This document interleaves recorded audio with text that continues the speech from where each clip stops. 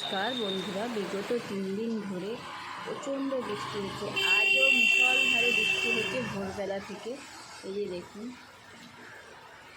অনর্গল বৃষ্টি হয়ে যাচ্ছে। এই বৃষ্টি ভেজা দিনে আজ আমরা বানিয়ে নিব খিচুড়ি, বেগুন ভাজা, পটল ভাজা। সকাল সকাল আমি রান্না করে চলে এসেছি, এসে বানিয়ে নিচ্ছি আজকে নিরামিষ ভোগের খিচুড়ি। তার জন্য আমি এই যে বাটিতে মুগ ডাল নিয়ে নিয়েছি, ভেজেও নিয়েছি মুগ ডালটা, আর নিয়ে নিয়েছি গোবিন্দভোগ আতপ চাল। এবার ডালটা ধুয়ে আমি বাটিতে দিয়ে দেব।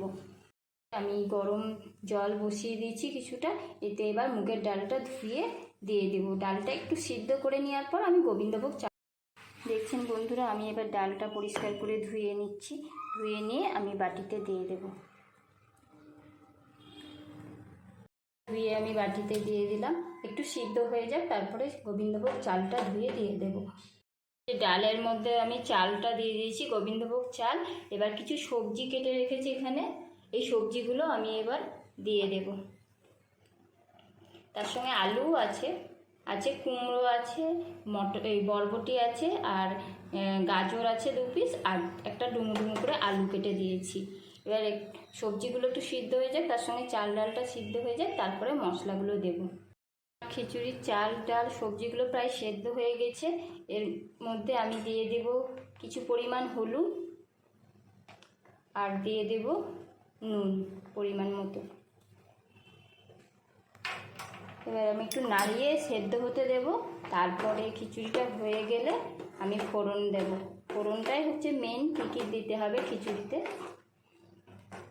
আপনারা কে কে এই বৃষ্টির দিনে খিচুড়ি খেতে ভালোবাসেন? সকলেই হয়তো ভালোবাসেন।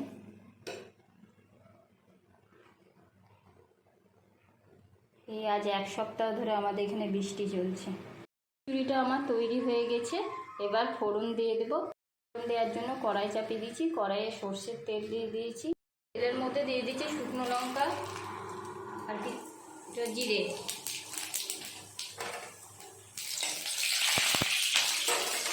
আর ওর মধ্যে দিয়ে দিচ্ছি আমি একটু আদা গ্রেট করে রেখেছিলাম। আদাটা একটু ভেজে নিচ্ছি, তার কাঁচা গন্ধটা চলে যাওয়ার জন্য। আর খিচুড়িতে তো আমি নুন হলুদ দিয়ে দিয়েছিলাম, তার জন্য এখানে নুন হলুদ ব্যবহার করব না। আর একটু টমেটো কেচাপ, নিরামিষ টমেটো কেচাপ, আর একটু জিরে গুঁড়ো ধনে গুঁড়ো একসঙ্গে দিয়ে দিচ্ছি। আমার কাছে কোনো টমেটো ছিল না বলে আমি টমেটো কেচাপটা দিচ্ছি নিরামিষ। এবার এটা একটু কষিয়ে নেব, কষিয়ে নিয়ে খিচুড়িতে ফোড়নটা দিয়ে দেবো। যে কষিয়ে নিচ্ছি, মশলাটা আমার ভাজা হয়ে গেছে। এবার খিচুড়ির মধ্যে দিয়ে দিলাম। এই খিচুড়িটা কিছুক্ষণ ফুটিয়ে নেব। আর উপর দিয়ে একটু চিনি দিয়ে দেবো। খিচুড়িতে চিনি না দিলে ভালো লাগে না, একটু মিষ্টি মিষ্টি না হলে। এই যে মশলাটা দিয়ে আমি গ্যাসের উপরে চাপিয়ে দিয়েছি। একটু চিনি দিয়ে দিচ্ছি।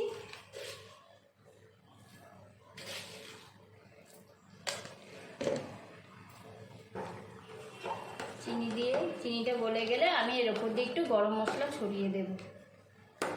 খিচুড়িটা আমার রেডি হয়ে গেছে। এবার ওপর দিয়ে একটু গরম মশলা ছড়িয়ে দিচ্ছি। এবার গ্যাসটা অফ করে দেব। করে নিচ্ছি আমি পটল ভাজা আর বেগুন ভাজা, আর থাকবে পাঁপড় ভাজা আর বিলেতি আমরা চাটনি। এই যে এখানে এবার খেতে দিয়ে দিয়েছি, ছেলেকেও খেতে দিয়ে দিয়েছি। তাহলে এখানেই আমার ভিডিওটা শেষ করছি। আপনারা সবাই ভালো থাকবেন, সুস্থ থাকবেন, সাবধানে থাকবেন।